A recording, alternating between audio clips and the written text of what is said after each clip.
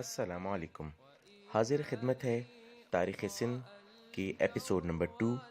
اگر آپ کو ہمارا یہ چینل اچھا لگا اس کو سبسکرائب کیجئے، لائک کیجئے اور دوسروں تک شیئر کیجئے۔ ہم نے ایپیسوڈ نمبر 1 کے اندر راجہ چچ کی شادی کا ذکر آپ کو بتایا تھا جو سوبن دیوی کے ساتھ ہوا تھا۔ اس بات کی شہرت ہوتے ہی جے پور کا راجہ جو متوفی راجہ سندھ کا ایک رشتہ دار تھا، ایک جرار لشکر لے کر دوڑ پڑا اور جیسلمیر پہنچ کر راجہ چچ کو پیغام بھیجا کہ تم برہمن ہو، تم کو حکومت سے کیا واسطہ، بہتر ہے کہ گوشہ نشیں ہو کر کسی علمی کام میں مشغول ہو جاؤ۔ راجہ چچ نے یہ خط پا کر رانی سے مشورہ لیا۔ رانی نے غیرت دلا کر کہا، بہتر ہے کہ میرے زنانہ کپڑے تم پہنو اور اپنے مجھے دے دو۔ پھر اس نے فیاضی سے لشکر کو خوش کرنے کی ترغیب دی اور اس تدبیر سے ایک بڑا لشکر تیار کر لیا۔ جے پور کا راجہ مہرت بڑھتا ہوا الور کے پاس پہنچ گیا۔ چچ نے بھی بڑھ کر اپنی سپاہ اس کے سامنے کھڑی کر دی تو راجہ مہرت نے پیغام دیا کہ سپاہیوں کے مفت جان گنوانے سے کیا فائدہ، بہتر یہ ہے کہ ہم دونوں تنہا مقابلہ کر لیں، جو زندہ بچے وہ سندھ کا مالک ہے۔ راجہ چچ نے مجبوراً شرما کر یہ شرط قبول کر لی۔ الغرض دونوں اپنی اپنی فوجیں لے کر نکل کر دور ایک جگہ جمع ہوئے اور چاہتے تھے کہ پیادہ جنگ آزما ہو گئے۔ چچ کے اشارے پر اس کا خادم گھوڑا لیے ہوئے پہنچ گیا جس کو اس نے پہلے ہی سے کہہ رکھا تھا۔ چچ نے فوراً سوار ہو کر تلوار کا ایک ایسا بھرپور ہاتھ مارا کہ مہرت کا کام تمام ہو گیا۔ چچ کی فوج نے مہرت کی بے سری فوج پر حملہ کر کے شکست دے دی اور چچ فتح کا جھنڈا اڑاتا ہوا اپنی راجدھانی میں پہنچ گیا اور اس فتح پر بڑا جشن منایا۔ اب چچ نے اپنے بھائی چندرمیر کو کچھ دنوں کے بعد اپنا نائب مقرر کیا۔ ایک دن راجہ نے وزیر سے دریافت کیا کہ راجہ ساسی کے زمانے میں سندھ کی حد کہاں تک تھی۔ اس نے تفصیل سے اس کا ذکر کیا۔ راجہ نے وہاں تک قبضہ کرنے کا ارادہ کیا اور خود تمام مقبوضات کے خود مختار اور باغی عمرہ کی سرکوبی کے لیے وزیر بودھی من کے ساتھ چل کھڑا ہوا اور بہت سی منزلیں طے کی۔ اسکلندہ، سکہ، ملتان، ان تمام علاقوں کو فتح کرتے ہوئے اس کے بعد وہ آگے بڑھتا چلا گیا، یہاں تک کہ قلعہ شاہ کلہار پر پہنچا جو کمبا کے نام سے مشہور تھا۔ یہاں 1 ماہ تک مقیم رہا۔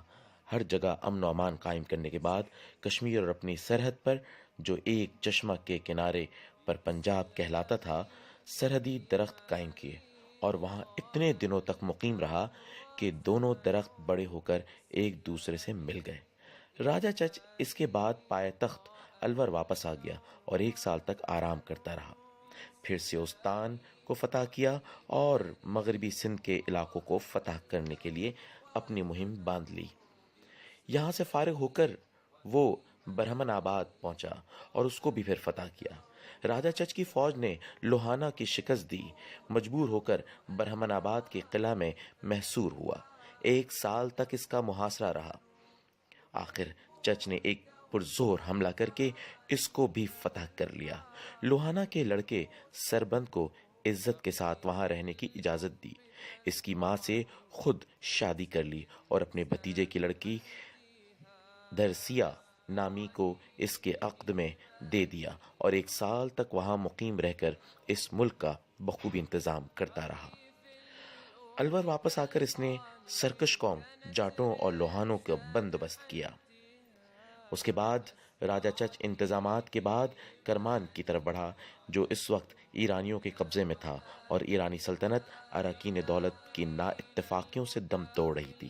ایسی حالت میں چچ جب آگے بڑھا تو سب سے پہلے ارمابیل پہنچا۔ یہاں کا حاکم بدھ مذہب کا پیرو تھا۔ اس نے اس کا شاندار استقبال کیا اور اتحاد باہمی کا دونوں نے معاہدہ کیا۔ پھر آگے چل کر کنار پور پہنچا جس کو عرب مورخین فتر پور موجودہ پنجگور کہتے ہیں۔ اس کے قلعے کو از سر نو تعمیر کیا اور قدیم ہندوستانی رسم کے مطابق اس پر نوبت رکھوائی جو شبانہ روز مقررہ وقت پر بجا کرتی۔ اس سے آگے بڑھ کر اسے اس دریا کے کنارے مقیم ہو گیا جو کرمان اور مکران کے درمیان بہتا ہے۔ اسی مقام پر دریا کے کنارے کھجوروں کے درخت لگوائے جو سندھ اور ایران کے درمیان حد فاصل کا کام دیں۔ اس سے فارغ ہو کر قندابیل ہوتا ہوا دریائے سینی کے کنارے خیمہ زن ہوا۔ یہاں کے لوگوں نے مجبوراً راجہ کی اطاعت قبول کی اور خراج میں 1,00,000 درہم اور 100 پہاڑی گھوڑوں کا وعدہ کیا۔ اس کے بعد راجہ چچ یہاں سے اپنے دارالسلطنت الور پہنچا۔ عرصہ دراز کے بعد 40 برس سلطنت کر کے 40 ہجری بمطابق 660 میں دنیا سے رخصت ہو گیا۔ لیکن یہاں سے رخصت ہونے کے بعد چچ کے بعد اس کا بھائی چندر سنگھ کا راجہ ہوا۔ یہ بدھ مذہب کا پیرو تھا اور اپنا وقت زیادہ تر عبادت اور برہمنوں کی صحبت میں گزارتا۔ اس نے لوگوں کو مجبور کرنا شروع کر دیا کہ بدھ مذہب اختیار کریں۔ اس وقت سندھ میں عام آبادی بدھوں کی تھی، لیکن ارکان حکومت برہمن مذہب کے متبع تھے۔ یہاں سے پھر آگے کا سلسلہ بڑھے گا، لیکن میں یہاں بتاتا چلوں کہ اس چچ کے 2 بیٹے تھے۔